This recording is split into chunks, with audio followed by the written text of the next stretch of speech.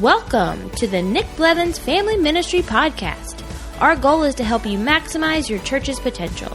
You'll hear from top leaders in children's, student, and family ministry about the principles and practices they use. Now here's your host, Nick Blevins.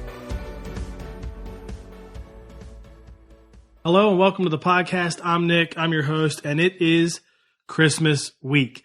So if you're like every other ministry leader out there, you're probably really busy. You're preparing for what your church is going to do this weekend to celebrate Christmas. Maybe it's different services. Maybe it's more services. Maybe it's a break if you're serving kids ministry or student ministry. You know, a lot of churches don't have elementary programming, and so that provides a little bit of a break, or student ministries take a break over the holidays. I don't know what that looks like for you. In some ways, I don't know if it matters because Christmas is so busy otherwise, you know, in our personal lives, that it can still feel like it's stressful. So I hope that's not the case. I hope you're heading into this weekend with great anticipation and excitement. I know I sure am. I can't wait. We're having, more than double the number of services we normally have, which is kind of typical for us. And I don't know if you've seen this, but I've heard other people saying this too. Christmas for us is bigger than Easter. I think part of that is we're a church that's trying to reach people who are not a part of any church. And people are just more open to that at Christmas than they are at Easter. So we'll get, more guests at Christmas than we normally do at any other time of the year, like way more, as well as, more attendance, all that stuff. So I'm excited for that season. We're going to keep running the podcast through the holidays, but of course you listen to them whenever you want to, which is probably how you do it anyway, or you pick and choose. But no matter what role you serve in, you're going to want to listen to this one. Now you're already listening to it, so good, we're good. But if you have to stop or pick it up again later, you want to make sure you finish it, because I talk with Alston Causey from Gwinnett Church. He's the elementary director there. They call that ministry UpStreet. We talk about how to create a remarkable volunteer culture. And if you know anything about North Point Ministries, Andy Stanley, that whole network, Gwinnett Church is a part of that. Jeff Henderson is the campus pastor there, or the pastor there, I should say. They really do have a remarkable volunteer culture. I mean, I've toured many of their churches and know many of the people who work there. Man, it's magnetic. It is the kind of culture that all of us want to have with our volunteers.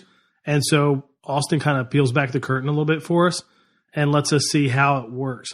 What do they actually do? What I love too is you'll hear that it's something they've been working on. It's not like, oh yeah, they've been great at it forever. It's on autopilot. No, that's something that they actually are continuing to work on. They're asking their volunteers how they're doing. So he shares a lot with us that you'll be able to take and apply to your ministry. But before I jump in to that interview, I want to give you a heads up that a few months ago, we launched some mastermind groups where leaders come together each month, leaders that serve in the same role in similar sized churches, and learn from each other and all of that. But we also did the Volunteer Playbook group. It was a pilot group that I launched. It was a 10-week thing where we did calls every week, and I talked about how to build the volunteer system and team and culture that you want from the ground up, with an eye on recruiting. How can we recruit, train, and retain more volunteers? So we ran that group this fall. It was a lot of fun. Had a lot of people going through that, working on their volunteer system and recruitment and all of those things. And it seemed like people liked it. It seemed like it was really helpful. It was good for me to be able to do, one season of that. And now we'll be able to make some tweaks and things like that. But we are going to offer it again at the turn of the year. So I don't have any details yet, other than I believe it will launch at the end of January, which means the first 2-3 weeks of January will be when you can sign up. I know one of the biggest benefits of the group is that you get to do it together. There's accountability, that you're jumping in with other people to recruit and build your volunteer team. So in some ways, it's 10 weeks of content that I hope is helpful to you, kind of like a course. But the other component of it is that you're taking this journey with other people. And one of the things I like the most about it is everybody sees everybody's work. There's accountability with your recruiting and how well you're doing there, and you share everything.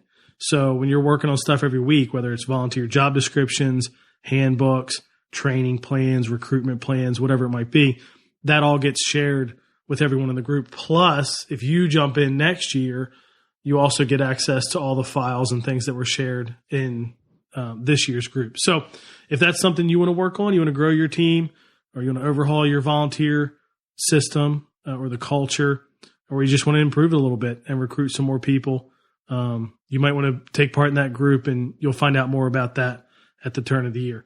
But let's go ahead now. And speaking of volunteers, jump into my conversation with Alston about how they create a remarkable volunteer culture at Gwinnett Church. Today I'm talking with Alston Causey. Alston, welcome to the podcast. Hey, Nick. Thanks for having me, man. You bet. Tell us a little bit about you and your family and your church, which I imagine many people have heard of before we get started here. Well, yeah, man, we're having a great time. We have a 2-year-old named Beckett right now, and he is just a blast. You know, he takes all of our energy, but whatever I have left, we try to pour into Gwinnett Church. So I'm the director of UpStreet, which is elementary aged for Gwinnett Church. And we work with Jeff Henderson, who is infamous now for the FOR campaign, especially like at Orange Tour and things like that. But man, we have a great time. We are loving it. Yes, the FOR thing. We were talking about how the FOR thing is everywhere. With churches, church plants especially, you know, they've latched on to that, and which I think is great. We have a church plant that's using it. United is the name of the church, and they're saying Unite, #United for, and then they can put whatever in there.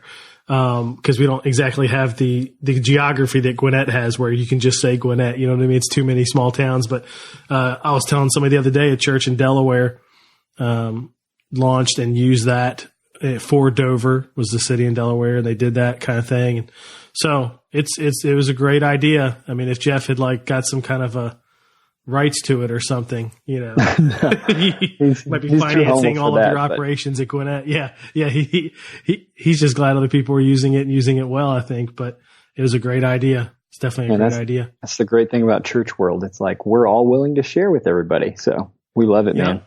Yeah. Everybody can benefit. So we're going to talk about something I know everybody's interested in, but in some ways it feels like one of those things that's, you could talk about it, but it's hard to actually define it or create it or even get what are the pieces or the components. We're going to talk about creating a remarkable volunteer culture, and we all want that. So before we jump in and talk about some of the nuts and bolts of like how you try to do that at Gwinnett, what is that? Like, how would you define it? Like, what are you looking for? How do you know if it's a remarkable volunteer culture? Yeah, that's a great question. Really, for those of you that don't know, Jeff, our lead pastor, came from corporate world. He worked at Chick-fil-A for a long time. And so we just constantly are learning things from his experience at Chick-fil-A. And one of the things that they're known for is just being a remarkable brand in the quick service restaurant industry. And so really, when he came from Chick-fil-A, he brought over a guy named David Salyers, and he came and talked to our staff about how they created that remarkable brand identity. And really what it's defined by is just raving fans. And so when we took that talk that he did with our staff, we said, how can we create a remarkable culture with our volunteers? Because wouldn't that be amazing if we had raving fans that were volunteers? And I know that every church that I've been to, every church that I've talked to, like you never run out of a need for volunteers. And so we thought, wouldn't it be awesome if our volunteers were raving fans telling other volunteers or potential volunteers about the ministry? So for us, a remarkable volunteer culture is defined by that. It's by having volunteers that love serving so much that they don't ever want to stop. Volunteers that tell their friends and family about how much they love volunteering, and then it gets them excited about wanting to volunteer. But also it's really about volunteers that feel like they get more out of serving than they put into it. And so those three things kind of coupled together for us define that remarkable volunteer culture. That's good. And again, I think everybody wants a remarkable volunteer culture, but it does seem like one of those things where it's like there's a secret recipe and nobody knows the ingredients, you know what I mean? Right. Or maybe you have a part of your ministry that feels like it's remarkable, but there's all these other parts that aren't. So we're going to kind of break it down, just talk about what you all do, and then and all of that obviously contributes to making the culture that you're going for. So if we start in the beginning with onboarding, what are some of the unique things you do, I mean, right out the gate to help volunteers and create the culture that you want to create? Yeah, that's awesome. Yeah, for us, one of the things we say all the time is that everybody wants a remarkable volunteer culture, but until you put that intentionality behind it, like it's never going to happen by accident. And so actually our onboarding process is pretty simple. We've got the 3 big steps. You know, you come to an orientation. That's where you hear all the big picture vision, the overview of like what UpStreet looks like. After that, we really try to get to know the volunteers on a personal level. So we'll interview them and just kind of see, hey, what's God doing in your life? What are your strengths? What are your gifts? But then once we kind of know, hey, here's what we're looking for and here's what you're looking for as a potential volunteer, then we, our last step is that we actually train them in that specific role. So we don't train everybody at a generic level, but we really focus in on, if this is the role you want to be, say you want to be a small group leader, then you're going to go to a small group leader specific training to really find out like what is the nitty gritty, how to succeed, how to win at being a small group leader. But what we found, it's not really about having a complicated onboarding process. It's really just about having one that's important, because one of the statistics we found from corporate world is that 69% of people would actually be more likely to stay in a job for 3 years or more if they experience a good onboarding process. And so for us in church world, like who wouldn't want to keep a volunteer for 3 years or more? I mean, that would be incredible. So we've tried to be really intentional about not skipping steps in the onboarding process. And we even look back to when we moved into our current building and we quadrupled in size and we skipped tons of steps for people. Just trying to get volunteers, we needed them now. And so we skipped all the steps. But then about 6 months later, we had volunteers that were burnt out, that didn't know what success looked like. And so just really trying to be intentional about not skipping those steps, not missing out on the vision. I think that makes such a big difference when you're trying to create that onboarding volunteer process that's going to make remarkable culture. How often do you do, practically speaking, like how often do you do those orientations? Because you say that's kind of like almost the first step for people. Is it once a month? Is it as needed? What's that look like? Yeah. So for us, we definitely try to have at least one on the calendar a month just to always have that on-ramp into serving. I mean, sometimes they might only be 5 people, but those are kind of my favorite ones because then you really get to be personal with the people that are there. But we do something each year where our campus pastor will get up on stage and kind of say, hey, we need a bunch of volunteers. And normally around that time, we'll have more orientations just because you've got bigger batches that are trying to sign up at once. Yeah. How about you mentioned the role-based training. Yeah. They do the orientation, the interview, and then there's training based on the role. Is that one-on-one, like an apprentice thing, or is that an actual get a bunch together thing, or is it like a combination? Yeah. So normally in between the training and the orientation, that's where you'll have the one-on-one with a staff member. You're really trying to figure out like, where do you want to go? Do you want to be a small group leader? Do you want to be a guest services member? Do you have production experience and want to be on stage? But once that pairing has kind of helped figure out this is where I want to go, that's when they would go to a bigger training. So there might be 10 or 15 all small group leaders in the same room with one staff member. But what I think is so valuable about those trainings is the staff member gives every volunteer something we call the win statement, the win for that role specifically. And that's just one sentence that says, hey, if you get this one sentence right, you will succeed in this volunteer role. So that's something, the win statement, I think North Point is like popular for. Even actually, I don't know. There's probably churches using it now that have no idea that it came from you guys. And the book, 7 Practices of Effective Ministry, I think is what really made it popular. But that probably, because obviously a lot of us have onboarding processes, orientations, interviews, things like that. But you think the win statement, I mean, at the ground level is one of the key ways that you're helping create the remarkable culture. So you introduce it there, but like how else do you use it? Do you remind them of it? Is it like in a job description? I've seen where you have them on display, right? Yeah. Isn't that true? Yeah. Tell us a little bit more about how you get that in people and use it even after they've started serving.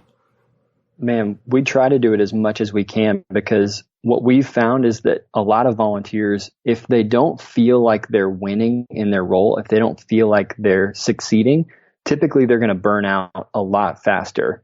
And so we try to remind them about what that win looks like for them. And so like you said, we've got canvases that have it printed on them, and we can put that in the show notes if you want to just kind of see an example of what that looks like. But we really do try to keep it in front of them. Even when we're writing thank you notes to them, we'll try to affirm and point back to that win because it allows us to say, hey, this is what success looks like for us in your role.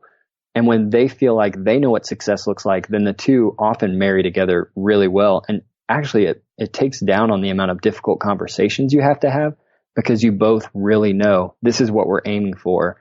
And they know when they've achieved that. So we just try to keep it in front of them as much as we can. What's an example? I'm going to put you on the spot. What's an example of one? Especially if somebody's never heard of this, they haven't read 7 Practices of Effective Ministry. Mm-hmm. Like, what is a win statement? And I think people think of it differently. Is it a vision statement? Like, so if you have an example of one, what is that? And like, how do you use it to help someone? Yeah, one of the ones I kind of wrote down is one of my favorites. It's for our large group stage host. So it's that person that kind of comes out at the beginning. And their one sentence win statement is that their win is to capture the attention of children by bringing fun and excitement to large group. And so that's their win. So if you have a host that all of a sudden is out front, like reading scripture, it's not that that's a bad thing, but you can say, hey, that isn't the win for this role. Your role here is to capture their attention, engage them, and bring fun and excitement to large group. And one of my favorite stories, we actually, one time after a large group, I saw our stage host backstage taking a picture of the win statement for his role. I was like, what are you doing? He's like, man, I felt like I really got it today. I felt like I really hit my win. That's awesome. How about, and if you send us those pictures, we'll definitely share that in the show notes because I think people love seeing other ones when they go to create their own. Mm-hmm. You know what I mean? Because it's hard. Yeah. It's like at first you think, oh yeah, like a win statement or a one sentence job description. I've heard Andy refer to it that way. It sounds easy, and then you go to write it, and you're like, this is not easy. You know what I mean? Right. Like, how do I whittle it down? What's the right language? So that'd be great. People love to see that. One of the things I think that helps, you all create the remarkable culture for volunteers is this right here. And so I'd love for you to kind of unpack it for us. You have a unique perspective with volunteers where you want to add value to them, not just ask for things from them. Now, I think all of us love that idea, but what does it actually look like? Like, how do you do that? I mean, they're the ones who are serving, giving up their time, all of that. How do you add value to them and not just ask for things from volunteers every week? Yeah, that's a great question. And it really is, it's kind of one of those principles where you daily have to renew your mind to that because we can all be tempted to start to think about, hey, I really need this from my volunteers. I need this from my volunteers. And this came from that same staff meeting that the vice president of marketing for Chick-fil-A came, and he talked to us about how that's what Chick-fil-A tries to do. They try to always increase the value that customers get from Chick-fil-A without increasing the price. And so for us, when we think about like who's our customer, thinking about them as the volunteer, how can we increase the value that they get out of volunteering without requiring more of them, without requiring extra time, without requiring extra events? How can we just instead shift our perspective, like you said, to this is going to add value to them? Now, it's definitely important to like get things from your volunteers. I don't want people to think we don't ask anything of our volunteers, because actually challenging them to a higher standard is a great way to add value to them because it speaks to the significance of the roles that they play. But really, whenever we think about an event or if we think about a training that's going to be additional, we just try to put it through that filter of like, will this add value to them, or is this really just something more for us? And if we can't answer that, then a lot of times we'll try to find a way to actually add some value in there for them. So one of the ways I can just kind of think about application off the top of my head, one of the ways we did this is we had a training for all of our like volunteer leadership. And so these are volunteers that are leading other volunteers, whether you call them coaches, captains, producers. So we had a 1-day training for them, and we invited them, and one of the breakouts was on their temperaments. And so some people know it as the color test, but really just helping them understand what their temperament looked like. And yeah, that was going to help them be better leaders for the volunteers on their teams on Sunday mornings.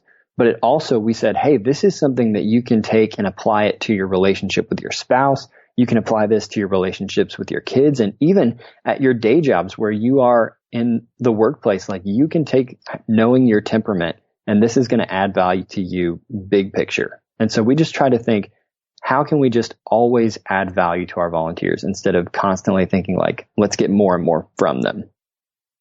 What about like each week? They serve, they're going to come, they're going to give an hour and a half or whatever it is. Is a lot of it just making sure they know they've won? So, because there's the reality that when you serve and you are on mission, you do feel like there's value added. Like you don't do it for that reason, but there's a sense of like reward's not the right word, but there's a sense of this is what I should be doing. This is good. I do feel good that I'm doing this. I don't. Hopefully, our volunteers don't feel like, oh, check that box off. I'm glad I got that done and got out of here. Is that it, or do you do some other things weekly to help add value, to them? No, I think that's a huge part of it, just in recasting the same vision. I mean, Andy always talks about how vision leaks. And so one of the best ways you can add value to your volunteers is just continually reminding them what, not what they're getting out of it, but what they're part of, what the significance that they're creating. They're changing the eternities of kids and students. And so, in a sense, that can be one of the easiest things to forget as you just continue on as a volunteer. And so adding value to them by reminding them of that and refocusing, that's definitely part of it. But one of the funny things we did is, as we were starting to like mine out this idea, we wanted to figure out what are the things that add value to them. And so we actually sent all our volunteers a survey and asked them what would add value to them. I mean, what did you ask and what did you learn? Yeah, we asked a couple of questions. We asked kind of some fun, simple ones like, hey, what's your favorite candy? What's your favorite $5 gift card? Just to kind of keep in our back pocket for later. But one of the things we asked is like, we're trying to think about how we could make volunteering remarkable. And so we said, what would make volunteering on UpStreet like life changing for you? How could your life be changed through this? But also, what would make serving on UpStreet completely irresistible for you? So that at the end of the year, when we're asking people to come back, what would have had to happen in that year to make you think, oh gosh, of course I'm going to come back? Like, what would make it that irresistible? So it was, amazing what we got in just the responses from some of those volunteers, where you really got to see inside their minds of what added value to them. And a lot of it was totally different, but there really were some of the same through lines for it. I grabbed one of the results here. We had one of these volunteers. She responded, hey, I would really like more quality time with one of our staff members. Her name is Jen Shawley. And then she also said, like, what would be transformative for me this year is just learning how to pray more intentionally. So what was neat is we did that survey in August, but then a couple months later down the road, one of our staff members looked back at that survey when it was this volunteer's birthday. And so not only did she take that volunteer out to lunch, but she got her a book on prayer for her birthday. And so it just allowed us to be really intentional with how we were appreciating that volunteer, but just also reminding them we really do want to add value to you, not just as a volunteer, but to you and like what your life goals are as a person. And you made it personal, at least in that case. It's very personal. Right. It's not like, don't get me wrong, we do volunteer appreciation where it's like the same thing for everyone. It's the same gift for everyone. But when you can make it personal because it's something they specifically want or need, that's a big deal, right? As you were talking about that, I pulled up this picture I took. Okay. I'm totally surprising you with this because we didn't talk about this beforehand. But when I was at a conference earlier this year, Clay Scroggins was there and was talking about volunteers, I believe, and creating his irresistible volunteer culture. And he actually was going to do 2 sessions, so he did that one. And then he came back the next day to talk about really the principles in his book, How to Lead When You're Not in Charge. But he gave us, and you were probably part of this or have seen this, it's just a little list of like, what do you all do to create an irresistible volunteer culture? And so I just want to ask you about a couple of these things. Like, for instance, you have limit the span of care to a reasonable number, meaning like, staff aren't having to care for way too many volunteers. Right. Ask leaders to commit more to less, like, less jobs, so to speak, I guess, but more commitment to it. But you have hold very few meetings, pay their way to all camps and events, host a VIP room for leaders every Sunday, host a VIP room at camps, shower them with free T-shirts and swag, give them strategic Sundays off each year. Like, it's a great list. And I think I remember, and here's what I'd love to hear you expand on. Yeah. And if you all don't care, I'll probably post this in the show notes too. I think I remember Clay saying too, the donuts and the snacks and the t-shirts. I mean, like, people like that. But when you did the survey, or when you asked them, the bigger things were the other things. It was what you were talking about, the personal touch, the clear win, being strategic with their time, not having too many meetings. Like, is that true? I mean, did that come out in the survey too? Yeah, I think all of that's part of it. And that's where you really can't do anything wrong when it comes to like thinking about how to develop and thinking how to appreciate. Like, if you're putting time and intentionality to that, people notice that. And that's really what makes a difference. What was funny to us in the survey is that really the ultimate through line of like what would add value to people was just more relational time. And they wanted more relationships, not only with like the people that they were leading, but they wanted time with other volunteers. They wanted time with our staff and just how to increase that relationship and how to get more community when it comes to serving. So I think all of that falls into that same category, and all of it's important. But really, I think the basis of everything that we do is trying to create a place where volunteers feel known and feel like they have community. Because if you feel like you're serving and you're just on an island, you don't have anybody pouring into you, nobody's encouraging you, the staff doesn't know who you are, other volunteers don't know who you are, like, you're not going to stay around that place long. And so we've just tried to build in some structures to make sure that every volunteer is known, every volunteer knows that there's somebody that's pouring into them, that cares about them, that's praying for them, and that there's somebody there to support them if they feel like they've lost sight of the win or if they don't know what to do in a certain scenario. And that's really just all boils down to that relationship, community aspect. And one thing, I'm sure I've mentioned this before on the podcast, but I'd love to see if you find the same thing. We find that our volunteers who have the most, the least free time with other volunteers, they need the relational connection more. You know, like think of like a small group leader. There's a little bit of time before you start, but then they're on. I mean, there's no moment where it's like, you know, oh, great, I can disconnect. Large group, however, though, they have downtime because they'll do large group and then they don't have anything for another 40 minutes or whatever. Yeah. And so they could be hanging out, you know, backstage or somewhere and connecting and whatever. So we found that like those roles where you really don't get that, we need to be even more intentional about creating connection and relationship space and things like that. No, I completely agree with that. How about the Remarkable Experiment? Tell us about what the Remarkable Experiment is, how you used it. Yeah. So really kind of from that survey, we said, if this is one of the things that's most important to people, and especially like you said, to the people that don't get it naturally in Sunday morning, how could we be more intentional about creating those touch points with them? And here's the thing, Nick, I think all of us know that our volunteers want to be known, that they want to have community. It's just one of the easiest things, and I'm a victim of this too. It's one of the easiest things to take off your to-do list because it doesn't have to do with getting ready for Sunday. Like we talk about the whirlwind of ministry and Sunday's always coming. Relationships with your volunteers outside of Sunday morning is the easiest thing to push off until the next week or until the next week. But I actually think it's one of the most detrimental things to your ministry if you don't intentionally make time for it. So the Remarkable Experiment for us was really just putting some accountability around those touch points with our volunteers. So our team, we would get together. We don't ever want to add more meetings to our agenda.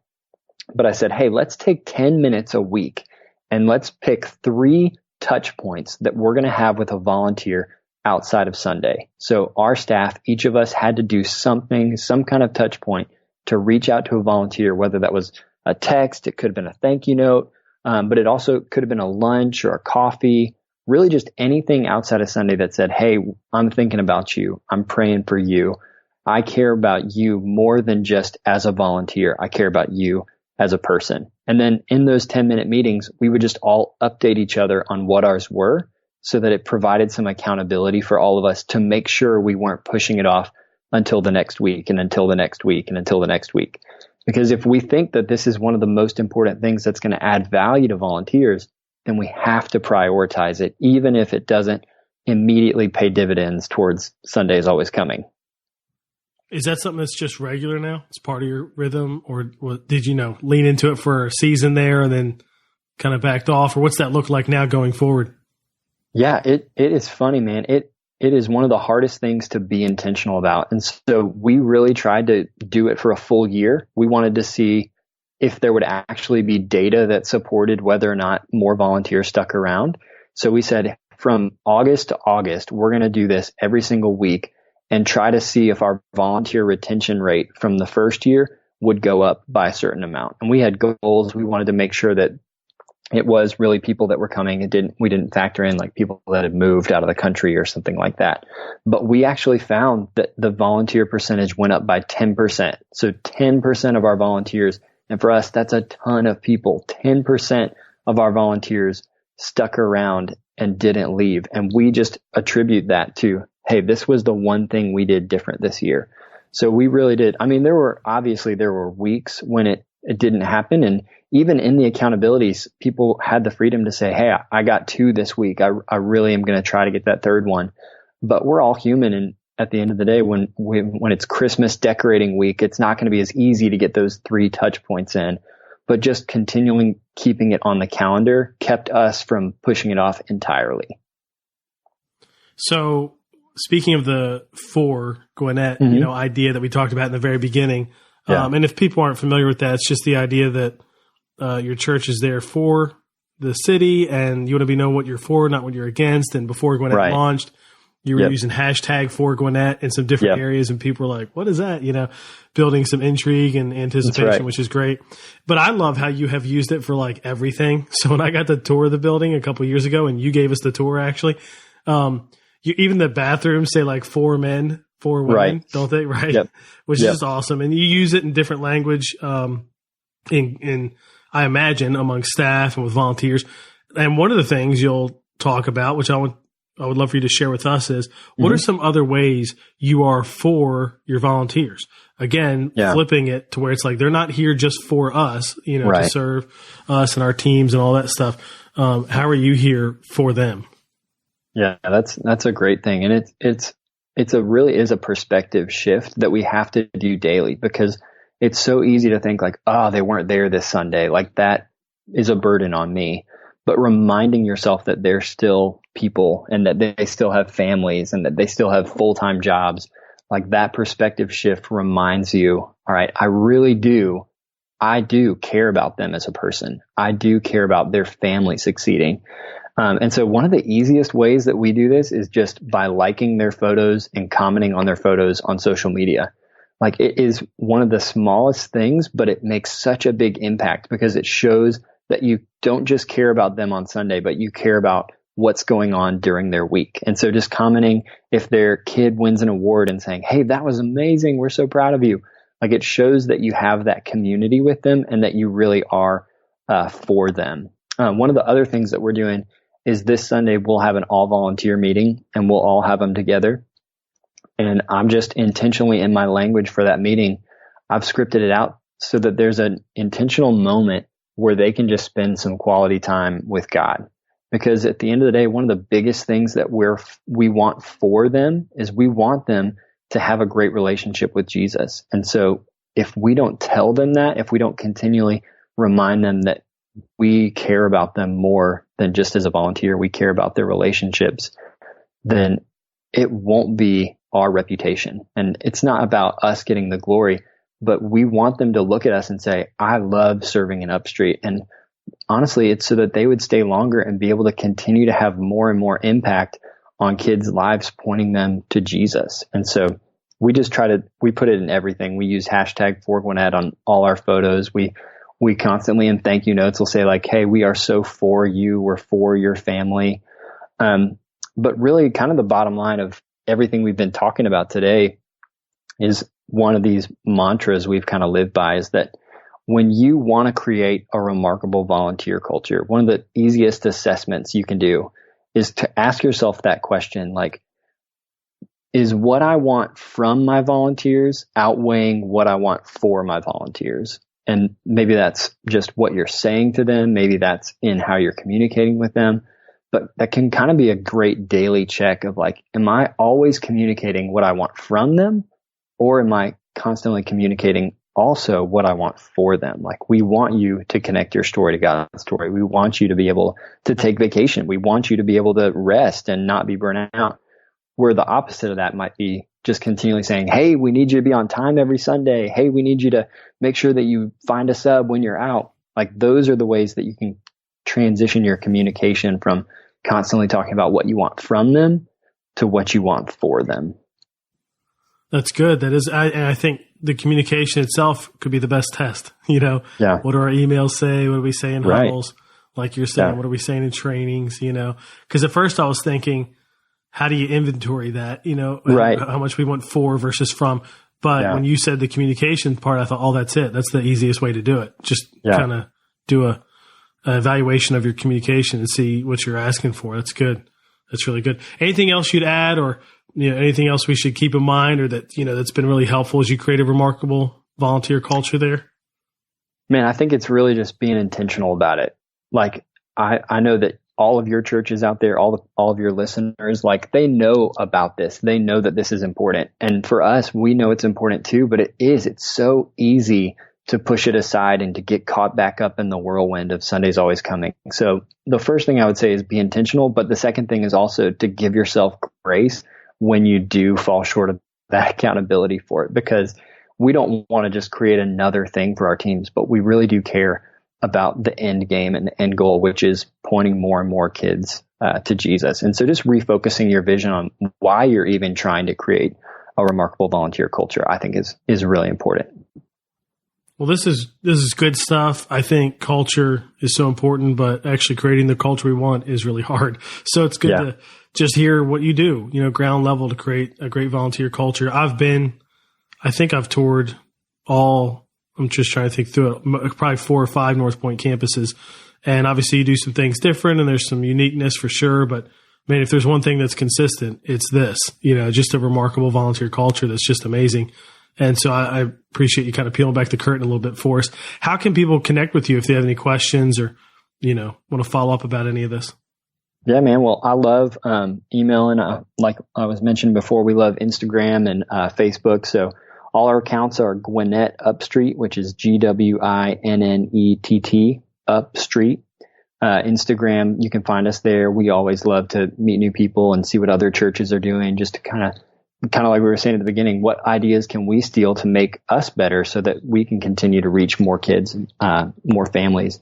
But then if they want to email too, it's alston.causey@gwinnettchurch.org. But I really appreciate you having me on the podcast, man. Oh, it's our pleasure. We're learning a lot. And I know I always think about, like, what are the action items, coming out of an interview. And I usually will kind of highlight what I think they should be.